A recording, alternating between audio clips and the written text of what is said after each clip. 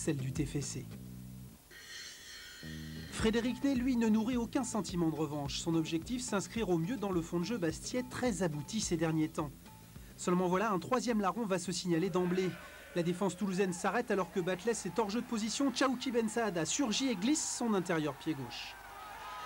Un but dans la 6e minute, Fourian y croit alors à un match facile, d'autant que dans la lignée de ses précédentes sorties, Bastia produit un football léché. Mouvement, utilisation des couloirs, Toulouse peine.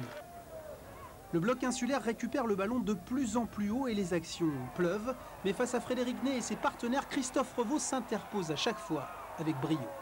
On a eu la balle de break, malheureusement j'ai loupé, mais bon, faut continuer dans cette voie, être costaud, leur faire peur, pas leur laisser la moindre chance. Donc là avec le vent, on va essayer d'essayer de marquer le deuxième dans cette jeu. Mais en début de seconde période, c'est plutôt Toulouse qui s'octroie la maîtrise du ballon. Plus agressif en conquête, le jeune 11 occitan prend peu à peu confiance.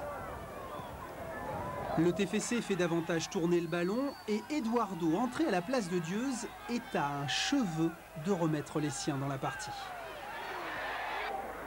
Après ce coup de semonce, Bastia réagit. Désormais, l'essentiel du jeu se déroule dans le camp toulousain. Le Sporting se crée une bonne dizaine de situations chaudes sans toutefois concrétiser.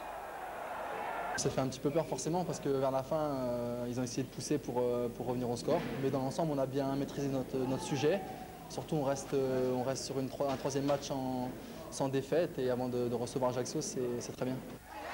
Reste au Sporting à soigner sa finition.